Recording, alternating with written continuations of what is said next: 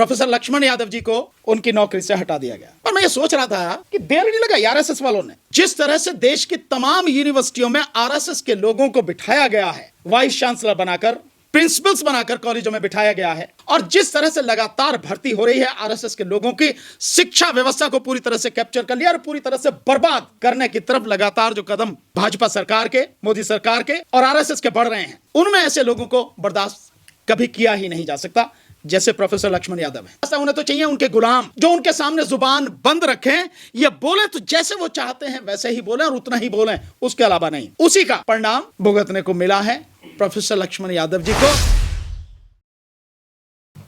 Media के मेरे साथियों, आपने अभी एक बड़ा महत्वपूर्ण घटनाक्रम घटा है दिल्ली विश्वविद्यालय में।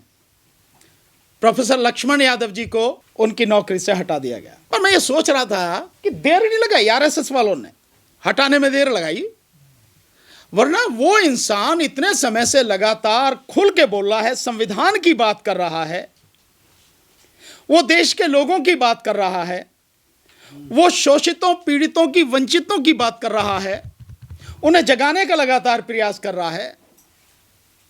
उस आदमी को कैसे बर्दाश्त कर लिया? और नौकरी में रहते हुए भाई, हमारा तो खैर कुछ नहीं, हम तो वकील हैं, हमें कौन क्या हटावेगा। पर प्रोफेसर लक्ष्मण यादव हो, उन्हें इतनी देर तक बर्दाश्त किया, वाकई में ये गंभीर। लेकिन ये तो होना ही था। केवल एक प्रोफेसर लक्ष्मण यादव नहीं, उससे पहले भी चाहे डॉक्टर रितु हो और चाहे प्रोफेसर रतनलाल जी हों, उनको भी प्रमोशन नहीं दिया जा रहा। एक दिन हो सकता है उनको भी कह दिया जाए भाई चलो भाई, आपकी भी हमें ज़रूरत नहीं है। और ये लगातार हो रहा है क्योंकि आज का जो दौर है, जिस तरह से देश की तमाम यूनिवर्सिटियों में आरएसएस के लोगों को बिठाया गया है, वाइस चांसलर बनाकर, प्रिंसिपल्स बनाकर कॉलेजों में बिठाया गया है, और जिस तरह से लगातार भर्ती हो रही है आरएसएस के लोगों की, शिक्षा व्यवस्था को पूरी तरह से कैप्चर कर लिया और पूरी तरह से बर्बाद करने की तरफ लगातार जो कदम भाजपा सरकार के, मोदी सरकार के और आरएसएस के बढ़ रहे हैं, उनमें ऐसे लोगों को बर्दाश्त कभी किया ही नहीं जा सकता जैसे प्रोफेसर लक्ष्मण यादव हैं। समाज की बात करने वाले, विद्यार्थियों की बात करने वाले, आगे बढ़ने के लिए किस तरह से काम करना है, ये लोगों को रोशनी दिखाने वाले ऐसे लोगों को कौन बर्दाश्त करेगा? किसी हालत में नहीं। और वो हर मंच पर खुल के बोल रहे हैं, जहां भी अन्याय हो रहा है, जहां भी अत्याचार हो रहा है, उन्हें पता लग रहा है या उन्हें बुलाया जा रहा है, वो हर मंच पर पहुंच रहे हैं और देश की बात, देश के लोगों की बात, समाज की बात, संविधान की बात, संवैधानिक दायरे में रहकर बात, कानून के तहत बात कर रहे हैं, कानून के दायरे में रहकर बात कर रहे हैं।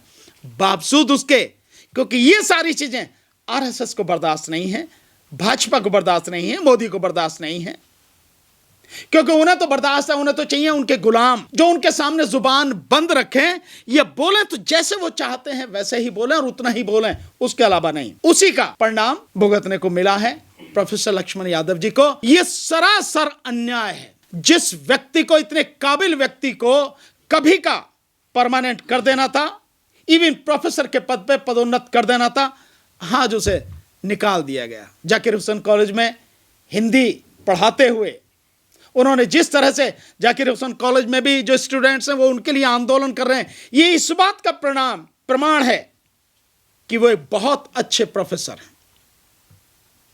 लेकिन बहुजन समाज के हैं ना, और सच बोलने वाले हैं ना, तो आरएसएस, भाजपा को और मोदी को सच कहां चाहिए? सच कैसे बर्दाश्त? और बहुजन समाज का आदमी बोले सच, संभव ही नहीं, बर्दाश्त ही नहीं कर सकते, इसलिए उन्हें हटाया गया। हम हर तरह से प्रोफेसर लक्ष्मण यादव जी के साथ में हैं। उनके लिए, उनकी बात को लेकर अगर आंदोलन करना पड़ा, वो आंदोलन की शुरुआत करते हैं या कहीं से भी होती है, हम हर तरह से उनके साथ हैं, कंधे से कंधा, कदम से कदम मिलाकर उनके साथ में चलेंगे। आप लोगों को सवाल पूछना है, पूछिए मेरे से। अगला नंबर किसका हो सकता है सर, लक्ष्मण के बाद में? किसी का भी हो सकता है, जो भी सच बोलने की हिम्मत रखता है उसका हो सकता है।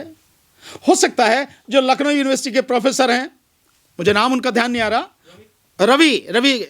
रविकांत जी, हो सकता है उनका नंबर हो सकता किसी और का हो। मतलब जो सच बोलेगा, जो इनको आईना दिखाएगा, जो लोगों की बात करेगा, लोगों के दुख दर्द में खड़ा रहेगा, उसका नंबर होगा, एक एक करके होगा, हर जगह होगा। केवल यूनिवर्सिटी क्यों, ये तो जजेस में भी निकाले जाएंगे, जो आईएएस ऑफिसर हैं उनमें से भी निकाले जाएंगे। आप भी लगातार बोल रहे हैं ना सर। हाँ बिल्कुल बोल रहे हैं, तो मेरा क्या छीन लेंगे? उनका है क्या जो मेरे पे से मुझे दिया और मेरे से ले लेंगे? भाई मेरा तो अपना ज्ञान है, मेरी तो अपनी डिग्री है वकालत की, मेरा क्या छीन लेंगे? वो हिम्मत है तो छीन के दिखावें। और सर पिछड़ा समाज शांत है, आखिर क्या वजह है? देखिए, पिछड़ा समाज अगर शांत है तो वो अपनी बर्बादी का जिम्मेदार खुद होगा। आज के दौर में जो भी शांत बैठा है वो अपनी और अपनी पीढ़ी की तबाही का जिम्मेदार खुद होगा। आज का समय शांत बैठने का नहीं है, बोलने का है, सच बोलने का है, बिना डर के बोलने का है, सड़क पर आकर आंदोलन करने का है। होगा कुछ बचेगा, नहीं तो सब कुछ खत्म होगा। लेकिन सर 6 और है प्रोफेसर, वो भी तो है, वो कहीं नहीं बोल रहे। 6 अन्य प्रोफेसर है, वो भी निकाले गए हैं। नहीं होंगे तो बहुजन समाज की, वो भी, ऐसा तो हो नहीं सकता, कहीं ना कहीं वो होंगे जरूर। और बहुजन समाज के तो उनकी जरूरत क्या उन्हें? भाई वो उन्हें निकालेंगे तभी तो अपने लिए जो जगह खाली करेंगे वो। लेकिन कहीं विरोध नहीं करते दिख रहे हैं सर। वो विरोध करेंगे भाई, मुर्दे कभी विरोध करते हैं क्या? जो विरोध कर रहा है वही जिंदा है, जो विरोध करने वालों के साथ में खड़ा है वो जिंदा है, और जो बोल नहीं रहा वो तो मुर्दा है। तो मुर्दों से क्या उम्मीद करोगे आप? डॉक्टर रितु इतने दिन से आंदोलन कर रही है, कोई बोलता वहां के?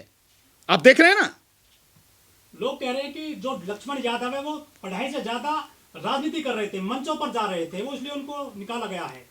ये वो लोग कह रहे हैं जो आरएसएस के साथ में खड़े हैं, आरएसएस की भाषा बोल रहे हैं। कहां ये लिखा है कि आप प्रोफेसर होते हुए आप जा नहीं सकते? एक उदाहरण बता सकते हैं कि प्रोफेसर लक्ष्मण यादव ने अपने एज प्रोफेसर होते हुए कहीं कोई उसमें कोताही बरती हो? एक उदाहरण नहीं है, एक कंप्लेंट नहीं है उनके खिलाफ। क्या उन्होंने क्लासें नहीं ली? क्या अच्छा नहीं पढ़ाते? क्या स्कूल की जो अनुशासन है उसको उन्होंने कायम नहीं रखा है ना? उसके बाद कोई व्यक्ति कुछ भी करे तो उसमें क्या दिक्कत है? और राजनीति क्या कर रहे हैं? मैंने तो नहीं देखा कि किसी राजनीतिक पार्टी में शामिल हो। मैंने तो खुद कहा था उनसे, आ जाओ भाई हमारे साथ आओ, बैठ के बात करते हैं। हमारे साथ भी नहीं आए वो। मैंने तो जब भी देखा उन्हें सामाजिक मंच पे देखा है, समाज की आवाज उठाते हुए देखा है, समाज के लिए संघर्ष करते हुए देखा है, लड़ते हुए देखा है।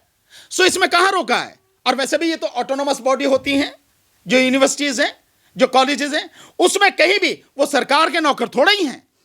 लेकिन मंच पर ललाई यादव को, अम्बेडकरवाद को बोलते हैं ना, बड़े धमाके से वो। इसमें क्या बात हो? सच बोलते हैं ना भाई। अम्बेडकरवाद पढ़ना जरूरी है, ललाई सिंह यादव को पढ़ना जरूरी है, समझना जरूरी है। ईवी रामास्वामी नायकर पेरियार को पढ़ना और समझना जरूरी है, बहुत जरूरी है भाई। इनको सबको जानना, शाहू जी महाराज को जानना, सम्राट अशोक को जानना, कबीर को जानना, नानक को जानना, रविदास जी को जानना बहुत जरूरी। यही तो हैं जिन्होंने विपरीत परिस्थितियों में भी सच बोला, संघर्ष किया, और हम सब लोग उन्हीं के संघर्षों की बदौलत तो आज यहां तक पहुंचे हैं।